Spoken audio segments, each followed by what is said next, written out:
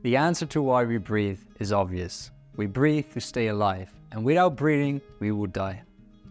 To illustrate this, we can live without food for 3 to 4 weeks and live without water for up to 4 days on average. But without breathing, we generally develop permanent brain damage after just 4 to 6 minutes. Like an engine, our cells need fuel and oxygen to function. Without enough fuel in our body, we are in a constant state of hunger for air. But contrary to popular belief, oxygen is not the primary driver to breathe.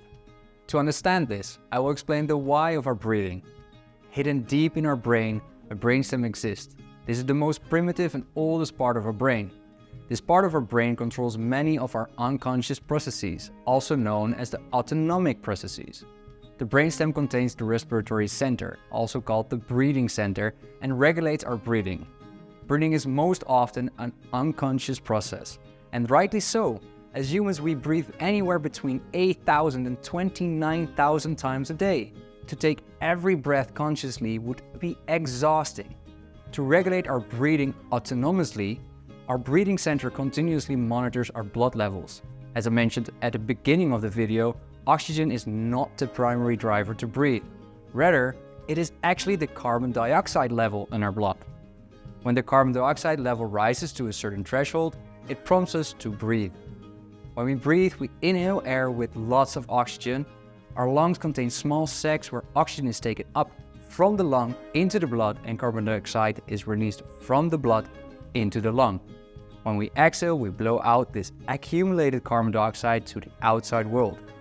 As a result, the carbon dioxide level in our blood decreases. This is how our brainstem can maintain a strict carbon dioxide level in our blood. When we are relaxed, we burn less fuel and produce less carbon dioxide. When we are active, we burn more fuel and produce more carbon dioxide.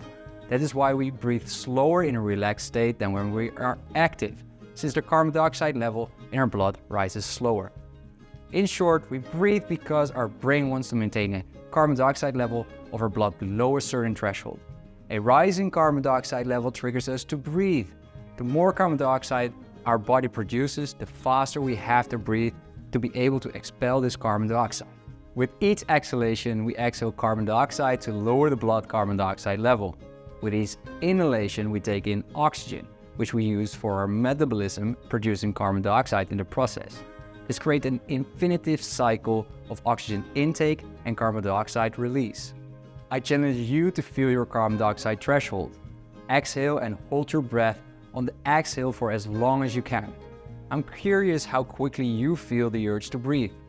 Now that we've covered the why of breathing, join us in the next lesson to discover the how of breathing.